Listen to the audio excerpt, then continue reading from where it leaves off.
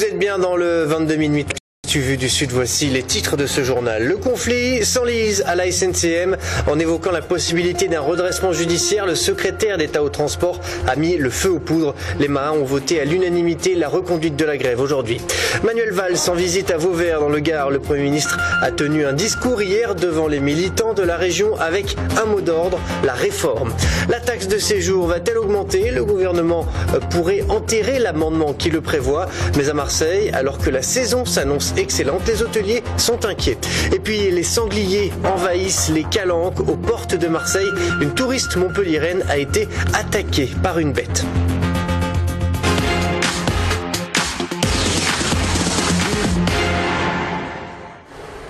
Mais tout d'abord donc, toujours pas de sortie de crise en vue à la SNCM. Les marins ont voté aujourd'hui à l'unanimité la reconduite de la grève.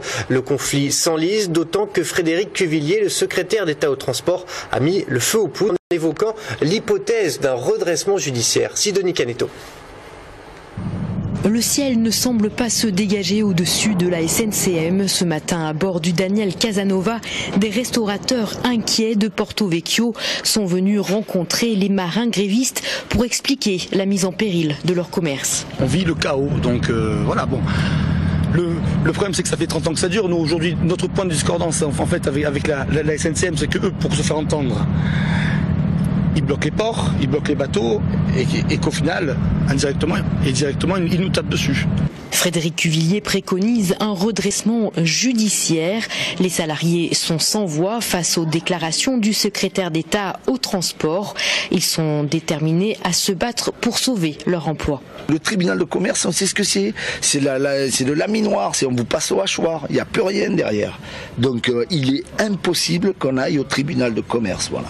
Les salariés de la SNCM ont également mandaté leur avocat pour obtenir la saisie par un juge d'instruction de ce dossier avec de nombreux motifs. Pour acte de malveillance, conflit d'intérêts, voire corruption entre des membres des cabinets ministériels, les dirigeants au niveau de l'actionnariat, où bien souvent on retrouve des conflits d'intérêts entre les multinationales qui sont actionnaires de la SNCM, mais pas seulement, et des autres opérateurs maritimes. Cet après-midi, les grévistes étaient reçus en préfecture par un médiateur dépêché par l'État afin de trouver une issue au conflit. De leur côté, plusieurs collectivités territoriales ont proposé un moratoire jusqu'à fin octobre. Le but, geler toute démarche de redressement judiciaire en attendant de trouver un éventuel repreneur. Direction Montpellier à présent avec une opération coup de poing menée par plusieurs associations, notamment la Ligue des droits de l'homme. Une cinquantaine de militants ont planté des tentes devant la préfecture pour réclamer la prise en charge de 12 Somaliens, des réfugiés qui sont à la rue depuis l'incendie de leur squat dans la nuit de jeudi à vendredi près d'Arennes. Parce que la solution du squat n'est pas une solution possible. Le dernier a brûlé, ils ont failli mourir dans l'incendie. On ne peut pas demander à des gens qui sont réfugiés, qui ont subi des traumatismes dans leur pays, qui apprennent le français, qui cherchent à s'intégrer, de dormir dans des squats et d'avoir une survie à peine digne. Donc là, il faut qu'ils soient visibles et ils ne vont pas aller se cacher. Donc maintenant, ils sont sous des tentes et on va rester jusqu'à ce qu'on ait un hébergement pour ces personnes. Voilà, et puis sachez que le préfet de l'Hérault a demandé au service de police de procéder au démantèlement de ces tentes. Les manifestants se sont ensuite dispersés dans le calme. Dans le Gard, à présent, l'événement ce week-end, c'était bien entendu la visite de Manuel Valls. Le Premier ministre a répondu hier à l'invitation des militants socialistes de la région. Manuel Valls qui a insisté sur la nécessité de réformer une France bloquée, selon lui. Un discours offensif à la veille d'une conférence sociale qui s'est ouverte aujourd'hui. Un climat tendu. Lucie Secconi, Alain Belon. Agir sans tarder, même si cela doit perturber, un message du Premier ministre adressé à des militants du Parti socialiste au pouvoir. De quoi rassurer les élus venus chercher des garanties. Ça confirme ce qui a été dit dans l'Aude, c'est-à-dire le bien fondé de la réforme territoriale pour réformer et moderniser l'État, et la confirmation de Montpellier à une place prépondérante en région. C'est une chance pour le Midi-Pyrénées que d'avoir cette grande région qui sera une chance pour vos collectivités, pour vos entreprises, pour vos agriculteurs, pour votre jeunesse, pour lutter contre le chômage. Oui, la France a besoin de ces réformes. Pour Manuel Valls, réformer les collectivités locales appelle aussi à changer l'État. Penser pour plus de souplesse et de simplicité afin de le remettre au service des Français. Un réformisme assumé. Et là, il faut agir, débloquer la société française, la mettre en mouvement au service de l'emploi et de la croissance. Et le choix des réformes qui a été fait ne s'arrêtera pas. Elles ne sont pas de droite et de gauche. Elles sont d'abord des réformes pour l'intérêt général. À la veille d'une conférence sociale sous haute tension et 100 jours après sa nomination à Matignon, le Premier ministre affiche clairement son désir de réformer la France, la gauche et le Parti socialiste. Dans ce journal, on vous parle assez régulièrement des évacuations de camps de Roms, des problèmes de cohabitation entre ces populations et les habitants de certains quartiers. Pourtant, il existe un contre-exemple. À Gardanne, la municipalité a décidé de mettre les moyens pour accueillir dignement 9 familles. Une initiative qui pourrait bien devenir un modèle d'intégration pour les Roms. Reportage dans la commune des Bouches-du-Rhône, Marguerite Kioch. Des Roms installés de façon précaire dans des caravanes sur un terrain en plein soleil. Le site du Puy Z ressemble au premier abord à n'importe quel campement, sauf que depuis son ouverture, c'est la ville de Gardanne, appuyée par l'État, qui gère les 9 familles encore présentes, avec un objectif, l'insertion. Je préfère un logement pour le travail et tout ça pour vos enfants et pour je fais la vie de mon enfant. Vous voulez vivre comme tout le monde? Voilà, c'est ça. Ici, les règles sont strictes, pas d'alcool, les enfants doivent être scolarisés et si le ferraillage, principale source de revenus, est toléré, les feux sont interdits.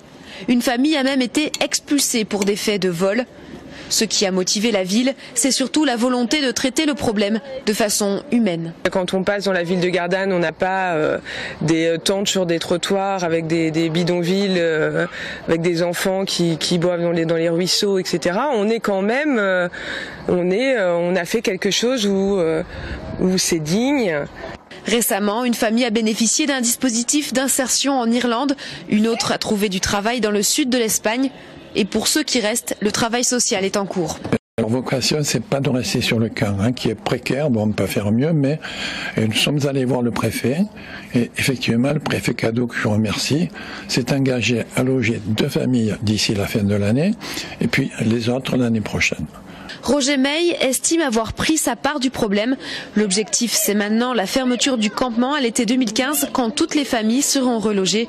Si le campement du Puy Z a demandé des dépenses minimes à la commune, elle a failli coûter au maire communiste sa réélection.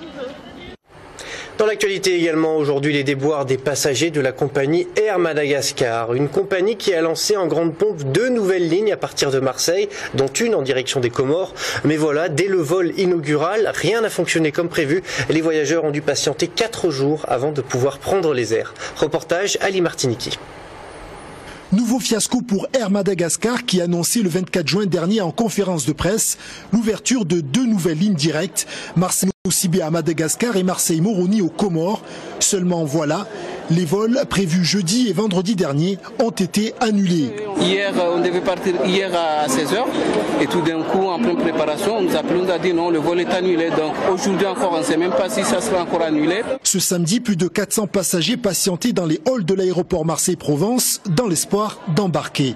2 vols ont été donc programmés, l'un à 21h40 à destination de Madagascar, l'autre à 23h30 à destination des Comores. On se retrouve dans une situation fort ambiguë dans la mesure où, pour faire ces vols annoncés, on devait affréter un avion avec la compagnie Euro-Atlantique, mais cette dernière nous a, nous a signifié que l'avion n'était pas disponible. Donc nous sommes à la recherche d'avions et donc c'est ce qui cause ces troubles. Jeannette devait partir jeudi avec sa nièce. Son voyage a été annulé à la dernière minute. Excédée, elle a décidé de porter plainte contre la compagnie. J'ai fait une déclaration au greffe, donc j'attaque les 2 moi, parce que c'est bon, la communauté comorienne elle a assez subi, elle a assez fermé sa bouche, en tout cas pour ma part je ne me tairai pas, c'est que le début du combat, comme je l'ai dit après Yéménia, c'est Air Mad, on ne sait plus à qui faire confiance. Finalement les 2 avions d'Air Madagascar ont bien décollé de Marignane, mais comme chaque année, les passagers qui ont pu rejoindre les îles de l'océan Indien n'ont aucune certitude quant à leur retour sur Marseille au mois d'août prochain. C'est un amendement voté par les députés socialistes et qui fait grincer des dents du côté des hôteliers. L'augmentation importante de la taxe de séjour fait l'objet d'un débat au sein même de la majorité. Elle pourrait être enterrée par le gouvernement dans le courant de la semaine. Mais en attendant une décision définitive, les hôteliers marseillais s'inquiètent. Cette hausse de la taxe de séjour pourrait mettre un coup de frein à une saison qui s'annonce record. Reportage Sidonie Caneto. Vue imprenable sur le Vieux-Port, mais cette vue pourrait bien devenir hors de prix si le projet de taxe de séjour est adopté. Parce que souvent on réserve sur internet et on achète un prix net. On dit tiens 50 €, ça c'est une offre qui m'intéresse, mais qu'au final il y a des frais de dossier, taxe de séjour, etc. Une chambre de 50 € au final il coûte 90 €. Là ils ne reviennent plus, ils viennent une fois mais pas deux. Le montant de cette taxe pourrait aller jusqu'à 8 € par personne et par nuitée et serait décidé par la municipalité. Cela concernerait les établissements de 3 à 5 étoiles. Je pense qu'en France, oui, dans ce cas-là, on va à l'étranger. On peut gagner sur un séjour un peu plus long quelques euros par semaine ou par nuitée. Donc ça peut être intéressant d'aller à l'étranger quand on est en week-end et acheter un séjour à l'étranger plutôt qu'en France. Je peux très bien aller avec Airbnb ou peut-être les hôtels appart. Mais les hôtels appart, je suis sûre qu'ils vont prendre maintenant une taxe. Non, je partirai dans la location. Alors que l'hôtellerie en France tire un bilan négatif sur le mois de mai, seul Marseille s'en sort avec une fréquentation en hausse de 12%, toutes catégories. Cette taxe pourrait porter un coup d'arrêt à cette dynamique. Que faut-il retenir dans le reste de l'actualité? On voit ça avec ce résumé préparé par Margot Fernandez. Troisième conférence sociale pour François Hollande depuis le début de son quinquennat. Une conférence sociale sur fond de chômage record et de tensions.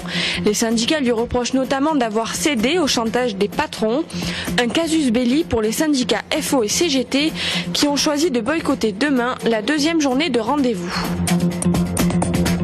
Les nouvelles priorités de Bernard Cazeneuve, la lutte contre les djihadistes et la diminution des cambriolages et des vols. Le ministre de l'Intérieur met l'accent sur ces deux points.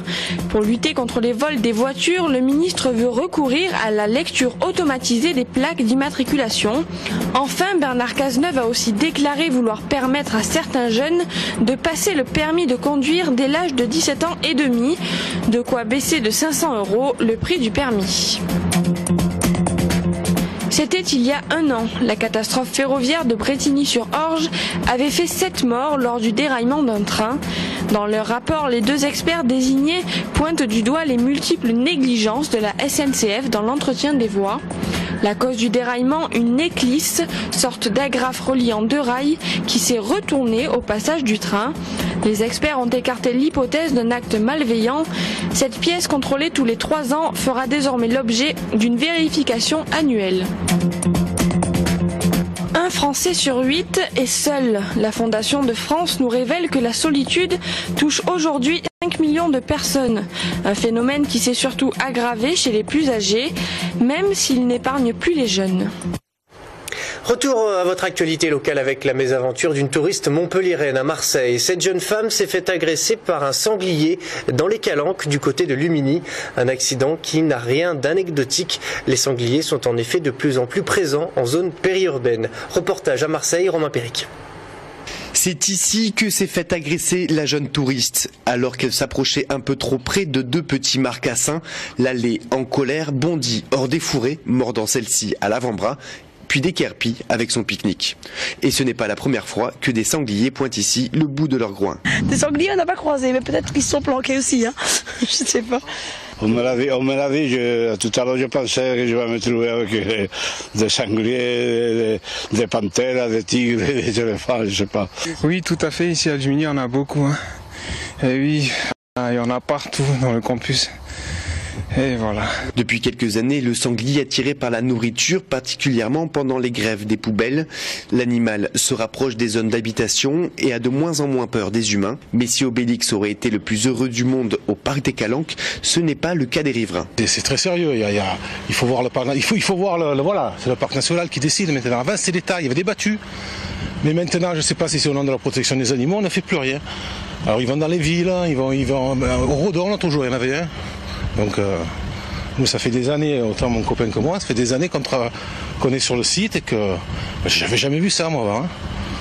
Alors que faire? Les attaques de sangliers sont toutefois rares dans ce secteur. Prise en charge par les marins-pompiers, la jeune femme a été transportée aux urgences de l'hôpital de la Conception et devrait rapidement se remettre de ses blessures.